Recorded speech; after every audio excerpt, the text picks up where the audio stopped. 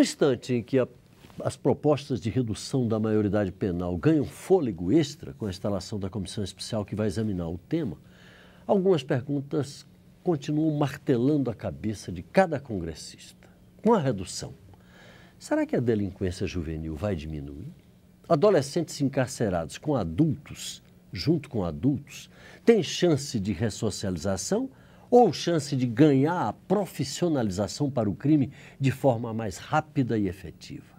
Mais uma pergunta: os que defendem a redução da maioridade estão mesmo desejando diminuir a criminalidade ou apenas se vingar de quem comete crime sem idade suficiente para ir mofar na cadeia? A deputada Érica Cocai, do PT do Distrito Federal, é contra a redução.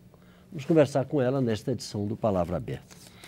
Deputada, essas perguntas que eu fiz aqui rapidamente, eu me baseei em textos de Contardo Caligares, do médico Drauzio Varela, que é contra a redução. Mas há muitas vozes a favor dessa redução. E muitas delas argumentando que esses garotos que cometem esses crimes aos 16 anos já têm discernimento suficiente para saber o que estão fazendo. Por que a senhora é contra a redução? Veja, primeiro, o sistema carcerário brasileiro é um dos que mais cresce. Nós estamos hoje chegando à terceira maior população carcerária do mundo. A sociedade não está menos violenta por isso. Nós temos uma população carcerária que proporcionalmente é a segunda do mundo. Então nós temos um sistema carcerário que está absolutamente exacerbado, que tem uma violação constante dos direitos e que não reintegra harmoniosamente a sociedade. Uma cela que deveria ter 8, com 22 pessoas, sem direito ao trabalho, sem direito ao estudo. Enfim, as pessoas com pequenos delitos convivendo... A gente vê, inclusive, celas em que eles fazem o sorteio para saber quem vai dormir em pé.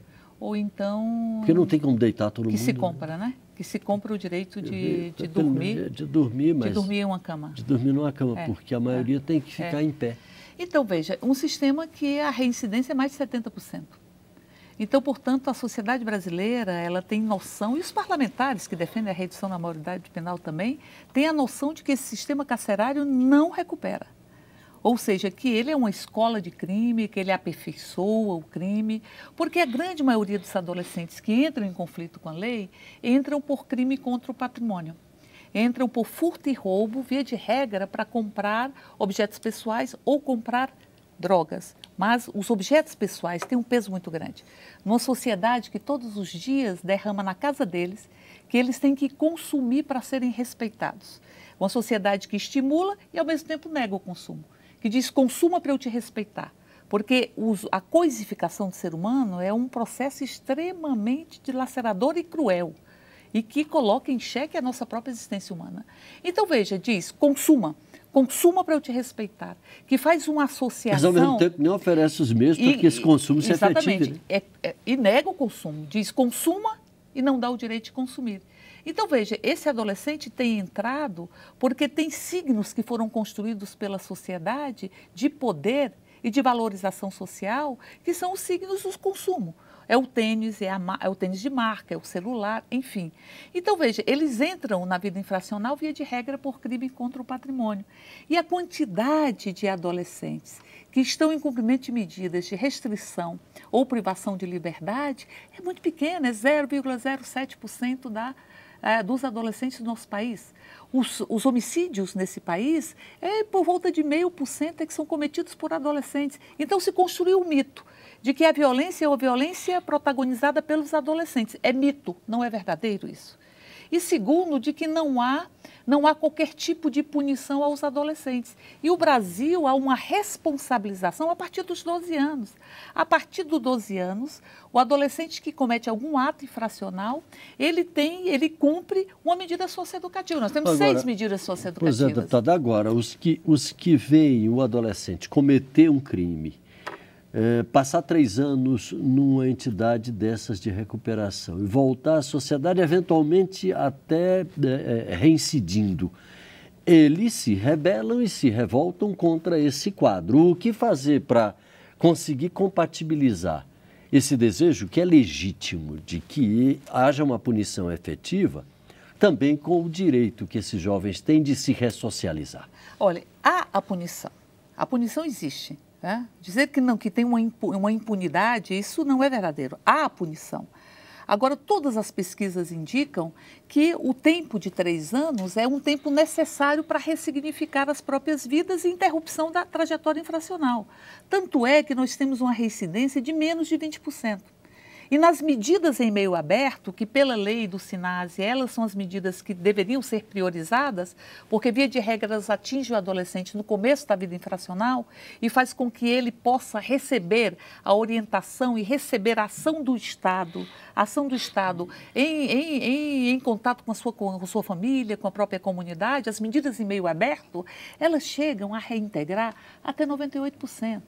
Então, me pergunto, Paulo, o seguinte: se nós sabemos que o sistema prisional não recupera, se nós sabemos que, via de regra, ele aprofunda e recrudesce a trajetória delituosa, se nós sabemos que as medidas socioeducativas, com todos os problemas que tem muitos problemas as medidas socioeducativas, elas reintegram mais a sociedade, por que que eu vou querer fazer com que esse adolescente entre num sistema prisional que a sociedade e os parlamentares sabem disso? Pergunte a qualquer parlamentar que defende a redução da maioridade penal se ele acredita que o sistema prisional ele vai possibilitar a reinserção dessa pessoa de forma harmoniosa à sociedade. Ele vai dizer que não. Pergunte a qualquer pessoa. Então, veja, se é assim, eu vou dizer, esse adolescente vai para o sistema prisional por vingança pura. Eu até entendo que haja um sentimento de justiça, que muitas vezes o familiar que perde um parente, perde um ente querido por ação de um adolescente, que ele tenha, via de regra, um sentimento de justiça que muitas vezes se confunde com um sentimento de vingança. Agora, o Estado que trabalha com a perspectiva de vingança é o Estado que se destrói na sua concepção de ser democrático e ser de direito. E é um Estado que não provoca uma harmonia na sociedade. Agora, deputada, como fazer para poder a gente, pelo menos, conseguir convencer a essa grande massa, e eu já falo aqui exclusivamente de parlamentares, que se inclinam a favor da redução, no sentido de que o buraco é mais embaixo, ou seja, de que a situação se resolve muito mais com medidas preventivas, claro, com a questão do ataque ao problema social de uma forma mais séria, para se evitar que esse jovem caia na delinquência, do que puramente na punição ou na redução da maioridade, que vai jogá-lo, como a senhora diz, lá nos porões dos presídios que estão aí. Tanto as medidas socioeducativas quanto a nossa própria lei de execução penal, elas têm pilares, não é? Um pilar é a reintegração harmoniosa da sociedade, que aquela pessoa vai voltar para o convívio com a sociedade, ela vai voltar melhor ou pior, de acordo com que ela é tratada durante o processo de restrição e privação de liberdade, não é? Mas também de responsabilização. É importante que haja a responsabilização. Então, veja, a sociedade e os gestores, via de regra, eu penso que muitas vezes a discussão da redução da maioridade penal, primeiro, é um fundamentalismo. É uma lógica fundamentalista, encarceradora, que todos os problemas do Brasil se resolvem com encarceramento. Não se resolvem. Porque se resolvesse, o Brasil viveria mergulhado numa cultura de paz pelo tamanho do sistema carcerário que nós temos hoje, crescendo a olhos vistos de forma vertiginosa. Vejam quais são as medidas que saem desta casa. São medidas todas encarceradoras. E eu diria o seguinte, esse fundamentalismo encarcerador, ele vem tentando dar respostas que são respostas placebos, que são fast foods, a um sentimento de insegurança da sociedade. Porque os gestores também se escondem atrás da redução da maioridade penal para esconder a sua própria incompetência e a sua própria falta de compromisso com as políticas para criança e adolescente. Eu entrei com um projeto aqui, Paulo, para dizer o seguinte, o gestor tem que apresentar um plano para assegurar políticas públicas para crianças e adolescentes que são prioridades absolutas dentro da nossa Constituição. É a única prioridade absoluta constitucional que nós temos no Brasil. E parece que isso não existe. Parece que é mais importante construir um estádio do que construir creches, do que dar educação... Né? Exato. A letra então, é muito veja, fria. Ninguém cumpre. Exatamente. E fica por isso mesmo. Tem que ser responsabilizado. se não cumprir.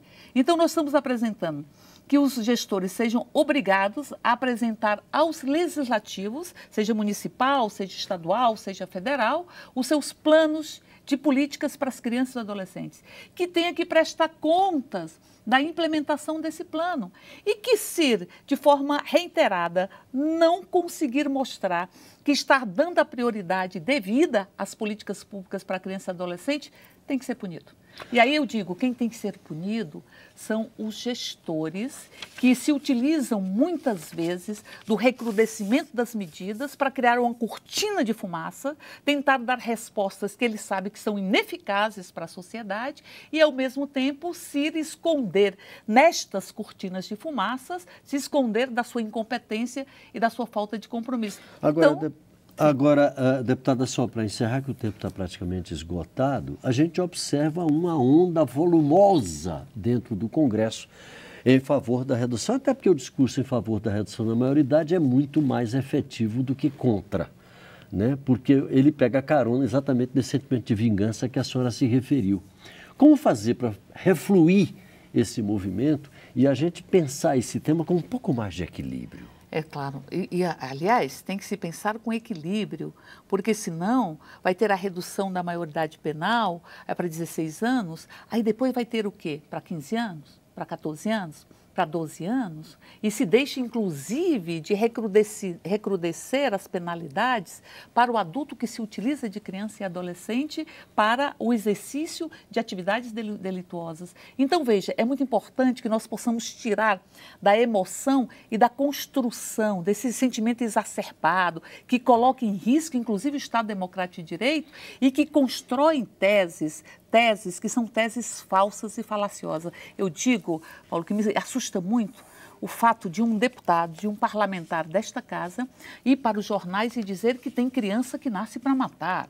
Uma concepção de Lombroso que já foi superada do ponto de vista científico. A gente vai terminar colocando algema em bebezinhos. Em bebês, Se tem gente que nasce para matar, e se as pessoas nascem em conflito com a lei, não nascem, o adolescente em conflito com a lei, ele é construído, ele não nasce, as crianças não nascem em conflito com a lei. Então, veja, nós corremos o risco de estarmos ameaçando e destruindo a doutrina da proteção integral que foi tão doidamente construída pela nossa sociedade para crianças e adolescentes. Pode acreditar. E se pode ir para a cadeia? Lombroso está mais vivo do que nunca, deputada Érica. Muito obrigado pela sua participação aqui com a gente. É a hora da grande política. Se pode ir para a cadeia, também pode dirigir, né? É evidente.